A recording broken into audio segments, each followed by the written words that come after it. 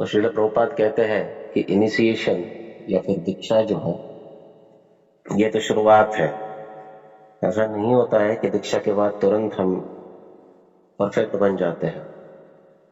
दीक्षा का अर्थ है दीयते परमम ज्ञानम क्षीयते चास्य कर्माणि। गुरु जो है हमें आश्रय देकर हमें दिव्य ज्ञान देते हैं और हमारे कर्मों का क्षय करते हैं। क्षीयन्ते चास्य कर्माणि, इसे दीक्षा कहते हैं।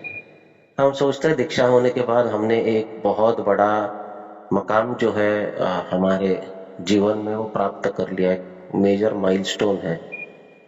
लेकिन ये सोचते सोचते हम ये भूल जाते हैं कि ये माइलस्टोन है, ये डेस्टिनेशन नहीं है। तो this is initiation, this is not destination. Initiation का मतलब है कि हमने अभी अभी अपनी जर्नी इनिशिएट की है। हमारा जो सफर है, जो प्रवास है, वो अभी अभी शुरू हुआ है। हम गंतव्य तक नहीं पहुंचे। बहुत बार भक्त भूल कर देते हैं कि यही मेरा गंतव्य है, बस मुझे जीवन में क्या चाहिए था, तो दीक्षा चाहिए था। अब दीक्षा मिल गया, मेरा जीवन संपूर्ण हुआ। नहीं, ये तो अभी शुरू हुआ है। संपूर्ण कहाँ हुआ है? संपूर्ण तब होगा जब दीक्षा के बाद जैसे जमीन को जो है ना जोता जाता है बहुत अच्छी तरह से, और जोतने पर उसको तपाया जाता है। आप देखोगे किसान जो होता है ना, वो ये ग्रीष्म ऋतु जब आता है, गर्मी का मौसम, उससे पहले जमीन जोतना चालू कर देता है। अब जमीन जोतता है और जोत कर उसे भरपूर तपाता है, भरपूर तपाता है, क्योंकि जितनी जमीन को ताप मिलेगा सूरज का, उतना उसमें पानी अंदर बहुत जाएगा। अब जितना वो तपाएगा उतना पानी वो खींच लेगा। जब वर्षा चालू होती है, ऐसे समय पर अगर किसान उसमें बीजारोपण करता है तो तुरंत फसल जो है वो अंकुरित होती है।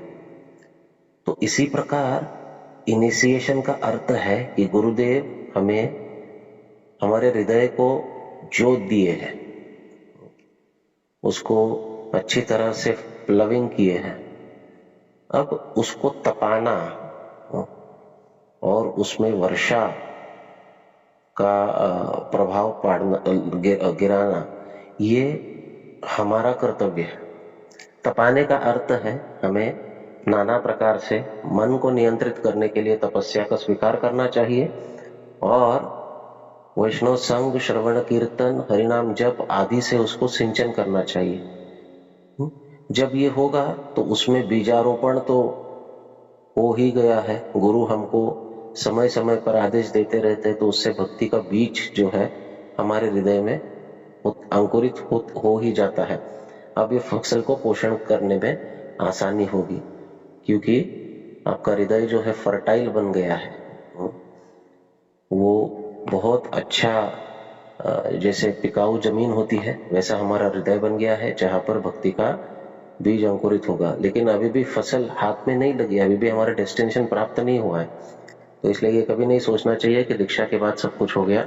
दीक्षा तो अब शुरुआत है, बाकी सब होने के लिए हमें हमारे इस हृदय को, इस मन को तपाना भी पड़ेगा, सिंचन भी करना पड़ेगा, और इस फसल की रक्षा भी करनी पड़ेगी पागल हाथी से। पागल हाथी कौन है? वैष्णव अपराध, चैतन्य महाप्रभु बताया। तो इस प्रकार ये करते करते हम हमारे गंतव्य तक यानी कृष्ण प्रेम तक पहुंच सकते हैं। हरे कृष्ण।